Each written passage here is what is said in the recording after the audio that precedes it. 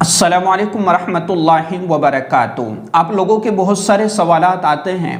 कि नमाज तहज्जुद का तरीक़ा क्या है और कितनी रकातें पढ़ना चाहिए। अगर किसी ने 2 रकात या 4 रकात पढ़ ली तो उसकी नमाज तहज्जुद मानी जाएगी या नहीं मानी जाएगी। इसी तरीके से नमाज तहज्जुद में सूरे इखलास कितनी मरतबा पढ़ना चाहिए, 3 मरतबा या 7 मरतबा या इससे ज़्यादा पढ़ सकते हैं या नहीं पढ़ सकते। इसी तरीके से सवालात आते हैं कि नमाज तहज्जुद के लिए सोना ज़रूरी है। अगर किसी ने रात में सोने से पहले नमाज तहज्जुद अदा कर ली तो उसकी नमाज तहज्जुद मानी जाएगी, यानी उसको उसकी फजीलत हासिल होगी या नहीं होगी, और इसका वक्त क्या है। ये सारी चीज़ें इंशाअल्लाह आज तफसील से हम समझने की कोशिश करेंगे ताकि किसी तरह से हमारे जहन में कोई सवाल बाकी न रहे। देखिए, सबसे पहले नमाज तहज्जुद ये अल्लाह को बहुत प्यारी नमाज है और अल्लाह की ये लाडली नमाज है। जिस शख्स की ज़िंदगी के अंदर कोई मुश्किल तरीन मसला हो और उस मसले को हल करवाना चाहता हो तो नमाज तहज्जुद पढ़ लिया करें और सुबह के वक्त में उठ करके अल्लाह से मांग लिया करें, बजाय इसके कि लोग अपनी ज़िंदगी के मसाइल को हल करवाने के लिए तावीज़ के पीछे, बाबाओं के पीछे और इसी तरीके से कई लोगों की दर की ठोकरें खाते फिरते हैं और किसी तरीके से उनका मसला हल नहीं होता है।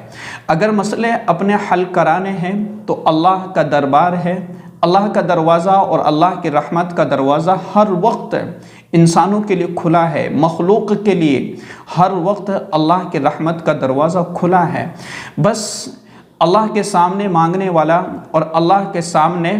अपने आप को झुकाने वाला होना चाहिए। जो शख्स इस नमाज को पढ़ता है अल्लाह तबारक व तआला उसकी ज़िंदगी के मसाइल को हल कर देता है। और अगर मैं आपको ये बात कहूँ कि अगर आप कहेंगे कि हमारी ज़िंदगी के मसाइल तो हल नहीं हो रहे,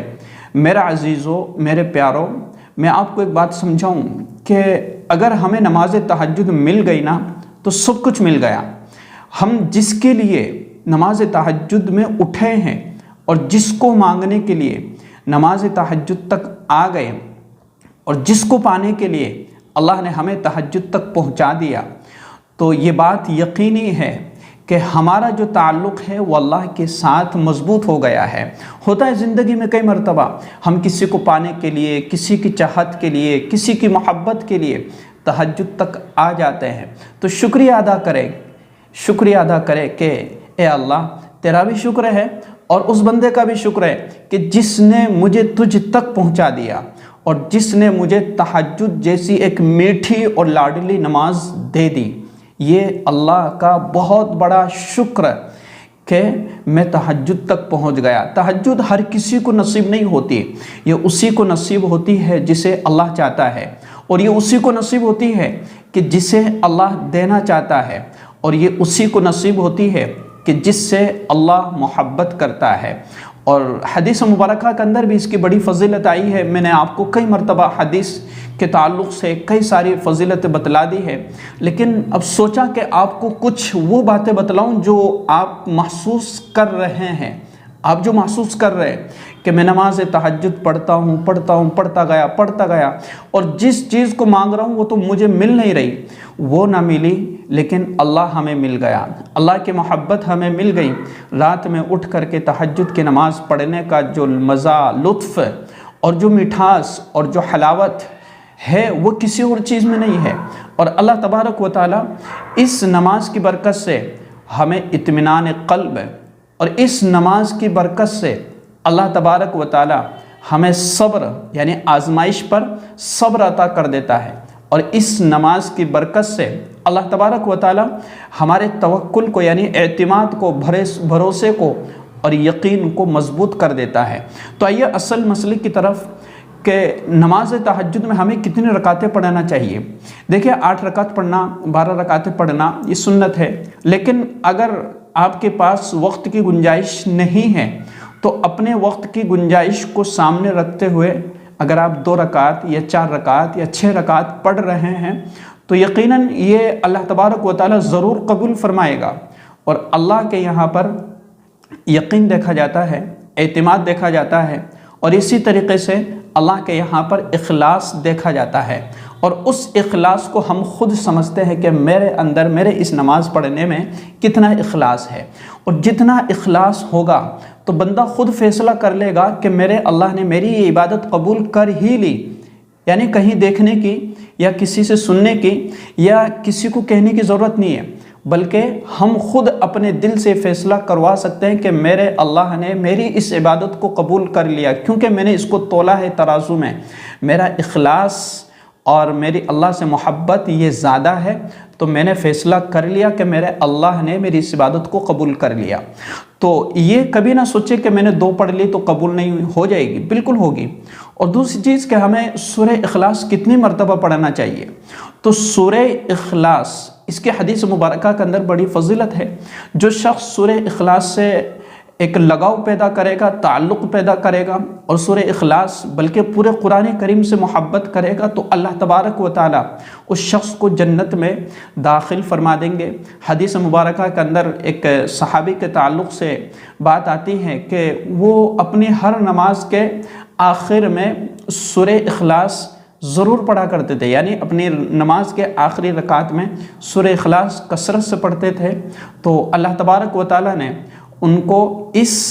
سورہ اخلاص سے محبت کی وجہ سے جنت میں داخل فرما دیا۔ تو اس کی کئی ساری فضیلتیں ہیں۔ تو اس سورہ اخلاص کے پڑھنے سے اللہ تبارک و تعالیٰ ایک تو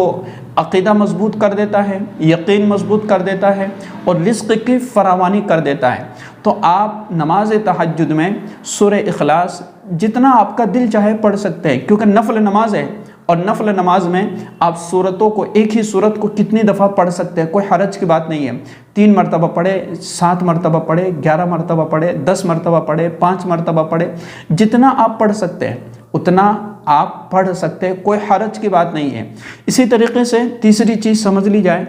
کہ اس کے لیے سونا ضروری ہے نماز تہجد کے لیے۔ دیکھیں نماز تہجد کا جو سب سے بہتر وقت ہے وہ آخری وقت ہے، اور آپ اس وقت کو متعین کیسے کریں، یعنی اگر آپ کسی ایسے علاقے میں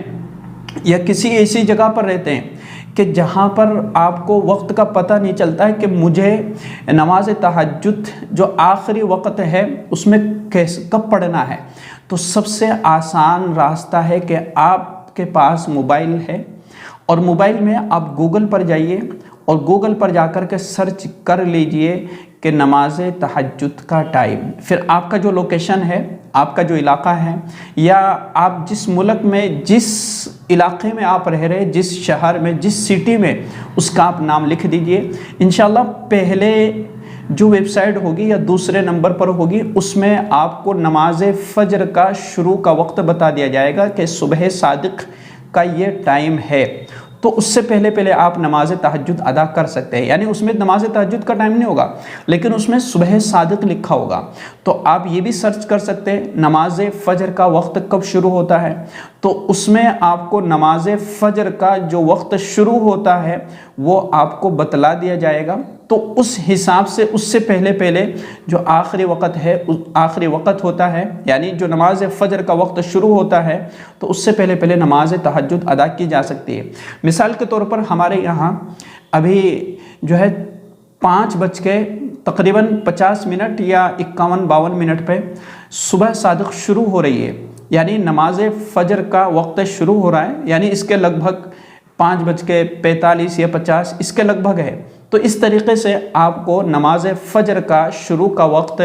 گوگل بتا دے گا، ویب سائٹ بتا دے گی کہ نماز فجر کا وقت یہاں سے شروع ہو رہا ہے، تو اس سے پہلے آپ نماز تہجد ادا کر سکتے ہیں۔ تو یہ بات کلیئر ہو گئی۔ اچھا، نماز تہجد اگر کوئی سونے سے پہلے پڑھ رہا ہے تو اس کے لیے بھی گنجائش ہے۔ مان لو کسی نے عشاء کی نماز ادا کی، نماز وتر ادا کر لی، نوافل پڑھ لیے، ٹھیک ہے، اس کے بعد میں اگر کوئی شخص 2 رکعت یا 4 رکعت نماز تہجد کی نیت سے پڑھ کر کے پھر جا رہا ہے یا اپنے گھر پر ہی پڑھ رہا ہے اور پڑھ کر کے سو گیا، تو اللہ تبارک و تعالیٰ اسے اس کا ثواب عطا کر دے گا۔ باقی بات یہ ہے کہ جو سب سے بہترین وقت ہے وہ آخری وقت ہے۔ تو یہ بھی بات آپ کو سمجھ میں آ گئی۔ قبول کرنے والے اللہ کی ذات ہے، قبول اللہ کرے گا۔ ہمارے دل میں جتنا اخلاص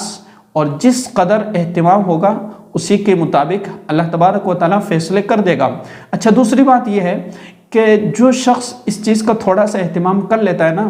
کہ میں روزانہ عشاء کے بعد سونے سے پہلے 2 رکعت نماز تہجد پڑھ کر کے سوتا ہوں، تو اللہ تبارک و تعالیٰ اس کے لیے ایسا راستہ بنا دے گا کہ وہ صبح کے وقت میں اس کے لیے اٹھنا آسان ہو جائے گا۔ یعنی یہ نماز تہجد کی اس کی پابندی کہ اس فکر میں کہ میں صبح اٹھ نہیں سکتا، میرے پاس وقت نہیں ہے، یا پھر میں لیٹ تک میں کام کر رہا ہوں اور میرے پاس وقت نہیں ہے، تو اللہ تبارک و تعالیٰ اس کے لیے کبھی ایسا راستہ نکال دے گا کہ اس کے لیے صبح اٹھنا آسان کر دے گا، اور اللہ رب العزت اسے اپنی محبت میں اس کے لیے ایسا راستہ نکال دے گا کہ وہ صبح اٹھ کر کے پھر تہجد پڑھنا بھی اس کے لیے آسان ہوگا۔ اسی طریقے سے کہ اس کی نیت کیسے کرنا ہے، بالکل آسان ہے کہ میں 2 رکعت نماز تہجد پڑھ رہا ہوں، میں 2 رکعت نماز تہجد پڑھ رہی ہوں، تو یہ مکمل طریقہ کہ جو آپ کے ذہن میں بار بار سوال آتے ہیں اور بار بار آپ کمنٹ میں پوچھتے رہتے ہیں کہ کس طریقے سے پڑھنا ہے، تو یہ میں نے آپ کے ذہن میں جو سوالات ہوتے ہیں وہ سارے میں نے قریب جو ہے دور کرنے کی کوشش کی ہے، اور میں دعا کرتا ہوں اللہ تبارک و تعالیٰ سے کہ اللہ رب العزت آپ کی تمام پریشانیوں کو دور فرمائے، اور آپ کے جو مقاصد ہے اور آپ کی جو حاجت ہے، جو تمنائیں ہیں، اللہ رب العزت وہ آپ کی پوری فرمائے، اور جو اپنی زندگی میں پریشان ہے اللہ تبارک و تعالیٰ اس کی پریشانیوں کو دور فرمائے، اور جو بیمار ہے ان کو اللہ تبارک و تعالیٰ شفائے کاملہ عطا فرمائے۔ اللہ رب العزت ہم سب کو نماز تہجد کی توفیق عطا فرمائے، اور ہمیں اپنے دین پر، صراط مستقیم پر، اسلام پر صحیح طریقے سے چلنے کی توفیق عطا فرمائے۔ آمین ثم آمین یا رب العالمین۔ اس ویڈیو کو شیئر کیجیے گا۔ السلام علیکم ورحمۃ اللہ وبرکاتہ۔